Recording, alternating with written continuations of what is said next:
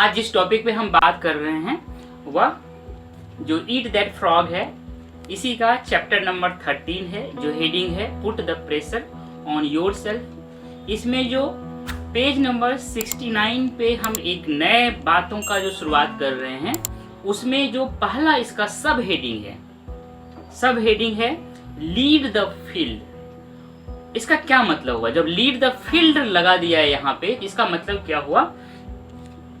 इसका मतलब हुआ कि अगर आप कोई काम करना चाहते हैं तो आप उस प्लानिंग करेंगे, स्ट्रेटेजी बनाएंगे, जितने भी रिसोर्सेस हैं उन सारे रिसोर्सेस के बारे में लिखेंगे, उन सारे रिसोर्सेस को अरेंज करेंगे और उसके बाद उस पे आप एग्जीक्यूशन में आएंगे, उस पे काम करेंगे। इसका मतलब जब लीड द फील्ड है तो इस फील्ड का मतलब ही हुआ कि अब आप सिर्फ थ्योरेटिकल बात नहीं कर रहे हैं, प्रैक्टिकल बात भी कर रहे हैं। बट मैं लीड द फील्ड का मतलब होता है, बहुत लोग को देखिएगा बहुत लंबी लंबी बातें करेगा, बहुत सुंदर सुंदर प्लानिंग करेगा।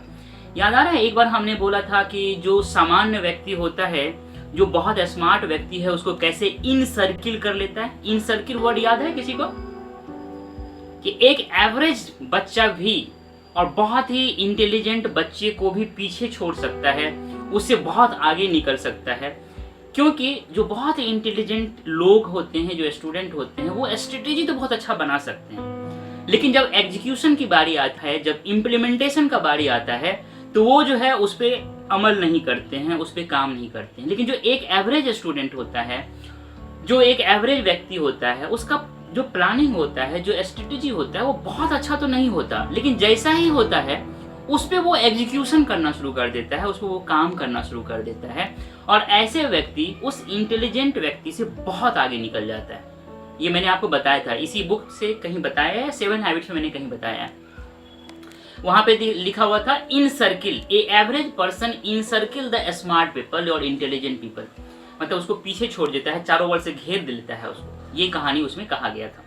तो यहाँ पे जब हम बात करते हैं लीड द फील्ड का मतलब ये हो गया कि जब एग्जीक्यूशन की बारी आता है, जब आपको ग्राउंड पे काम करना होता है, तब उस समय भी आपको लीड करना चाहिए। उस समय भी आपको आगे आकर के काम करने के प्रोसेस में आपको लीडरशिप क्वालिटी दिखाना चाहिए।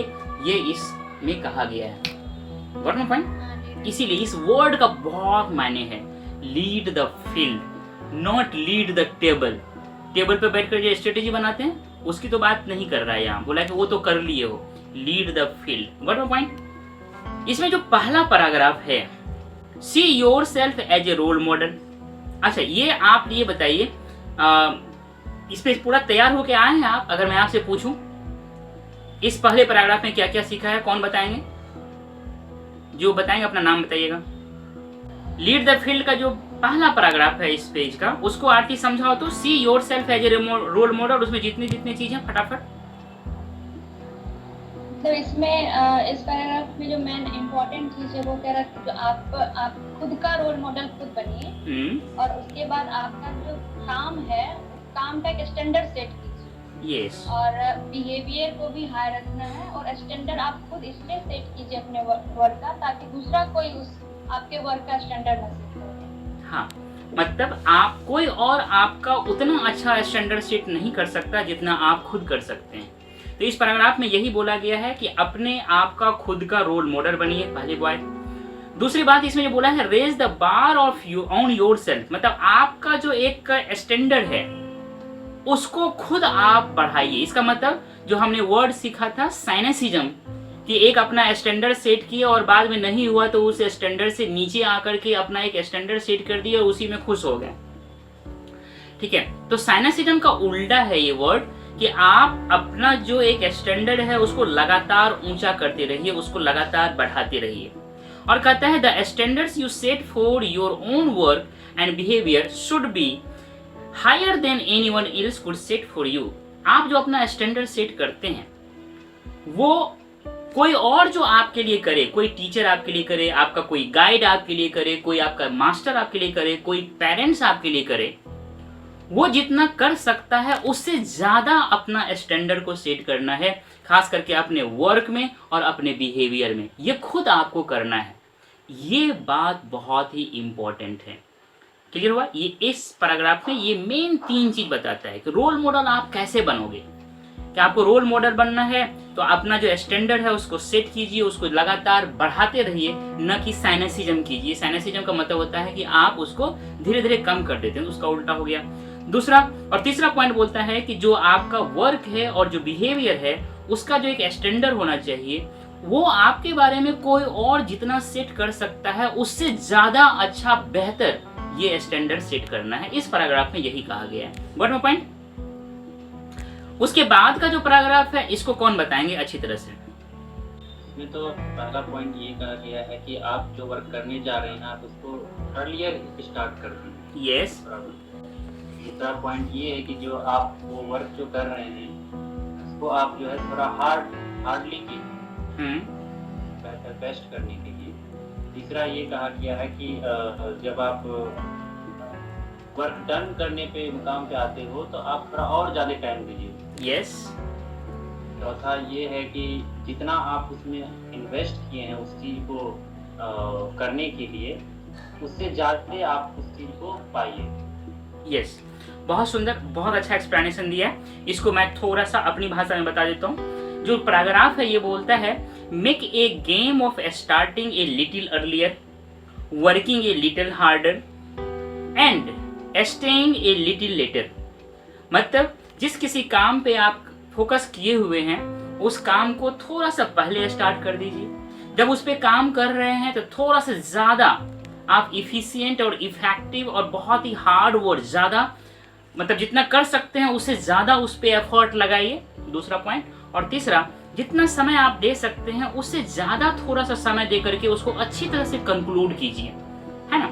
आप जो भी काम करते हैं ना वो लॉजिकल एंड तक होना चाहिए। इस लॉजिकल एंड का मतलब बहुत अच्छी तरह से समझना चाहिए आपको कि जब भी आप कोई काम करते हैं तो उसके बारे में बार बार सोचना कि इसके बाद क्या होगा, इसके बाद क्या होगा, इसके बाद क्या होगा। जितना दिमाग आपका चलता है कि इसके बाद क्या होगा, उस जितना चलता है उतना ही उस पे काम करते करते अंत में आप जब जब आप एंड पे पहुंच जाएंगे, अंत में पहुंच जाएंगे, तो उसी को बोलते हैं लॉजिकल एंड। किसी भी काम को आपको लॉजिकल एंड तक ले जाना चाहिए, उसको बीच में नहीं। आपको मतलब उसमें अब आपको कोई क्वेश्चन मार्क ना उठा सके उस पे। लॉजिकल एंड मतलब जो तर्क करते हैं इसके बाद क्या हो सकता है, इसके बाद क्या हो सकता है, ये जो हम सोचते हैं ना इसी को लॉजिकल बोलते हैं। और जब सोचते सोचते सोचते एक समय ऐसा होता है कि लगता है कि नहीं अब हो गया, अब इससे ज्यादा नहीं काम हो सकता है, दैट्स कॉल्ड, मतलब वो आपका परफेक्ट एक लाइन हो गया कि द एंड पे आ जाते हो, तो इसी को बोलते हैं लॉजिकल एंड। जब आप थोड़ा सा और समय देकर के लॉजिकल एंड तक उस काम को ले जाएंगे तो वो काम बहुत ही अच्छी तरह से कंक्लूड होगा। इस पैराग्राफ में यही 3 चीज कह रहा है कि लिटिल अर्लियर स्टार्ट कीजिए। जब उस काम पे आप काम करते हैं तो उसको और अच्छी तरह से बहुत ही इफेक्टिव वे में करना चाहिए और उसको लॉजिकल एंड तक ले जाने के लिए उस पर थोड़ा सा ज्यादा और ज्यादा लिटिल्स और ज्यादा समय उस पर व्यतीत करना चाहिए। ये इस पैराग्राफ का पहला लाइन में कह रहा है। और उसके बाद जो सबसे इंपॉर्टेंट लाइन है, always look for ways to go the extra mile to do more than you are paid for. ये जो ऑफिस में काम करते हैं उनके लिए है कि आपको जितना काम के लिए पेड किया जाता है, याद आ रहा है मैं पहले बताया था आपको कि कोई आदमी जो जॉब करता है उसका जो पेमेंट मिलता है, कोई जो जॉब करता है उसमें बताया था कि जॉब क्या होता है। एक बार मैंने किसी और चैप्टर में मैंने आपको बताया था कि जॉब क्या होता है, ठीक है। तो कहता है कि कोई भी जब आप काम करते हैं, जो जॉब करते हैं, उसके लिए जो आपको पे किया जाता है, तो जितना काम के लिए आपको पे किया जाता है उससे ज्यादा आप अगर कर देते हो तो ये जॉब करने वाले के लिए है। पर मैं आप लोगों के लिए बोलता हूँ, जितना आपसे एक्सपेक्टेशन किया जाता है, जितना आपसे उम्मीद किया जाता है, आपके पेरेंट्स कर सकते हैं, हम जैसे टीचर कर सकते हैं, और आपके जो क्लास के टीचर हैं या आपके जो मेंटर हैं वो जो आपसे, या यूपीएससी का सिलेबस और प्रीवियस ईयर क्वेश्चन पेपर, या आप जिस कोर्स को कंप्लीट कर रहे हैं उसका सिलेबस और उसका जो प्रीवियस ईयर क्वेश्चन पेपर है, ये दोनों आपसे एक्सपेक्टेशन करता है कि देखो ये हमारा स्टैंडर्ड है, इसको तो छू के दिखाओ, दैट्स कॉल्ड एक्सपेक्टेशन। तो उनका जो एक्सपेक्टेशन होता है, उनका जो आपसे एक आशा और उम्मीद होता है, उससे जब ज्यादा कर देते हो, ठीक है, तो उससे ज्यादा करने की बात बोलता है, आपको उससे ज्यादा करना चाहिए। इसी को बोलता है always look for ways to go the extra mile. जितना आपसे उम्मीद किया जाता है उससे ज्यादा आप कर देते हो, that's called always go the extra mile. Extra mile, extra word का मतलब ही हो गया कि जितना आपसे एक्सपेक्टेशंस किया जाता है उससे आगे, उससे ज्यादा जाना, that's called go the extra mile. Clear हुआ ये बात? डन। उसके बाद देखिए इसमें बहुत सुंदर है, सेल्फ एस्टीम को डिफाइन किया गया है। इस पैराग्राफ को कौन एक्सप्लेन कर सकते हैं अच्छी तरह से, योर सेल्फ एस्टीम को कैसे डिफाइन किया गया है? टेल मी एनीवन, बहादुर बच्चों जो तैयार होके आए हो। एक साइकोलॉजिस्ट है नेथनाइल ब्रेंडन, उन्होंने सेल्फ एस्टीम को डिफाइन किया है कि आपके अंदर जो आपकी मतलब रेपुटेशन है वही आपका सेल्फ एस्टीम, और आप अपने रेपुटेशन को बिल्डअप और पुल डाउन कर सकते हैं जब आप अपने से कोई वर्क करते हैं। अगर वो आपका वर्क आप उसको एक लॉजिकल थिंक देती है तो आपका रेपुटेशन जो है बिल्डअप होगा, और वही आप किसी भी वर्क को लॉजिकल थिंक देने में असफल हो गए तो आपका रेपुटेशन जो है वो पुल डाउन हो जाएगा। यस, बहुत सुंदर, बहुत सुंदर आपने बताया है कि जो सेल्फ एस्टीम होता है उसको डिफाइन किया गया है एक साइकोलॉजिस्ट के द्वारा, है ना। और साइकोलॉजिस्ट का नाम क्या है? नेथाइल ब्रांडन। उन्होंने कहा है the reputation you have with your self, है ना। रेपुटेशन का हिंदी मतलब क्या होता है? इज्जत, प्रतिष्ठा। आपका जो आपके नजरों में जो आपका इज्जत है, आपके नजरों में जो आपकी प्रतिष्ठा है, उसी को सेल्फ एस्टीम कहा गया है, ठीक है। ये साइकोलॉजिस्ट ने डिफाइन किया है। इनका कहना क्या है कि जो रेपुटेशन है आपका, आपके नजरों में, वही आपके लिए सेल्फ एस्टीम है। बहुत सुंदर डिफिनेशन है सेल्फ एस्टीम का, इससे ज्यादा सुंदर डिफिनेशन सेल्फ एस्टीम का नहीं हो सकता। अब ये जो राइटर हैं ये कह रहे हैं कि आपका जो सेल्फ एस्टीम है उसको आप बिल्डअप भी कर सकते हो, मतलब उसको बना सकते हो, उसको आगे बढ़ा सकते हो, या पुल डाउन भी कर सकते हो, उसको आप खत्म भी कर सकते हो, उसको नीचे भी कर सकते हो। मतलब आपका जो आपके नज़रों में इज्जत है, रेपुटेशन है, उसको आप बना सकते हो, बढ़ा सकते हो, या जो है उसको खत्म कर सकते हो, उसको कम कर सकते हो। कैसे? तो उसका बोलता है एवरीथिंग यू डू और फेल टू डू, जो भी काम आपने हाथ में लिया है उसको बहुत ही अच्छी तरह से well and quickly logical and पे ले जाकर के बहुत ही इफेक्टिव और एफिशिएंट वे में जब आप उस काम को खत्म करते हो तो आप अपने सेल्फ एस्टीम को बिल्डअप करते हो। आप अपने सेल्फ एस्टीम को बिल्डअप करते हो। और अगर आप उस काम को नहीं कर पाते हो, उस काम को करने में फेल हो जाते हो, तो आपका जो सेल्फ एस्टीम है वो पुल डाउन हो जाता है, वो कमजोर पड़ जाता है, वो नीचे आ जाता है। याद रखिएगा, अगर आप उस काम को पूरा किए तो वो काम आपको बहुत नाम दे देगा। अगर उस काम को आपने पूरा नहीं किया तो वह काम आपको खत्म कर देगा। ये एक डायलॉग है मेरा कि जिस काम को हाथ में लिए हो उस काम को अगर तुमने पूरा किया तो वो काम आपको अपने शोहरत पे पहुंचा देगा। अगर उस काम को आपने खत्म नहीं किया, पूरा नहीं किया, तो वह काम आपको खत्म कर देगा। मतलब आपका जो रेपुटेशन है, आपका जो इज्जत है, आपकी जो प्रतिष्ठा है, उसको खत्म कर देगा। तो ये याद रखिएगा। आप लोग ग्रेजुएशन में हैं, मास्टर्स में हैं, आप लोग यूपीएससी का तैयारी करते हैं या अदर कंपटीशन की तैयारी करते हैं, इस काम को अगर बहुत अच्छी तरह से आपने तैयारी किया, इस काम पे लगा, तो आपको बहुत ही शोहरत देगा सफलता मिलने के बाद। अगर इस काम को आपने आधे अधूरे मन से किया, आपने जो रिक्वायरमेंट है उसको पूरा नहीं किया, अगर उसमें आप फेल हो गए, सफलता और असफलता की बात मैं नहीं कर रहा, मैं जो रिक्वायरमेंट है, जो एक्सपेक्टेशन है यूपीएससी का आपसे, उसको पूरा करने में अगर आप फेल हो गए, अगर उसको खत्म, मतलब उसको पूरा नहीं कर पाए, उसको आप खत्म नहीं कर पाए, तो वो काम आपको खत्म कर देगा। यही मैं कहना चाहता हूँ, ठीक है। याद रखिएगा, सफल होना और असफल होना एक परिणाम है, और परिणाम से पहले जो तैयारी होता है वो आपके हाथ में है, जो एग्जीक्यूशन है वो आपके हाथ में है। इसमें आप अपना बेस्ट दीजिए, इसमें आप अपना सारा जो एनर्जी है, physical energy, mental energy, spiritual energy, emotional energy और जो इकोनॉमिक एनर्जी और रिसोर्सेस है, इस पांचों को मिला करके, सारे को फोकस करके आप पूरी तैयारी पे अपना एनर्जी को लगा करके जब आप काम को अच्छी तरह से फिनिश करते हो तब वो सफलता में बदलता है। तो आप यह काम करते नहीं और सफलता और असफलता के बारे में चिंतित रहते हैं, तो वो ऐसा ना करें, ठीक है। जो एक्सपेक्टेशन है यूपीएससी का सिलेबस और प्रीवियस ईयर क्वेश्चंस, उससे आप एक बार अपनी अंडरस्टैंडिंग डेवलप कीजिए, उस एक्सपेक्टेशन को पूरा कीजिए, जितना एक्सपेक्टेशन है उससे ज़्यादा पूरा करने की कोशिश कीजिए। तो फिर आप जो है मतलब कहने का मतलब ये है कि आप उस काम को जब आप अच्छी तरह से लॉजिकल लीन तक ले जाएंगे तो आप अपना सेल्फ एस्टीम को बिल्डअप करेंगे। अगर आप नहीं कर पाएंगे तो आप अपने सेल्फ एस्टीम को पुल डाउन करेंगे। Got my point? Clear? Yes. उसके बाद क्या करता है? The good news is that you feel better. अच्छा न्यूज ये है कि आप बहुत ही अच्छा महसूस करते हो। कब? अपने बारे में।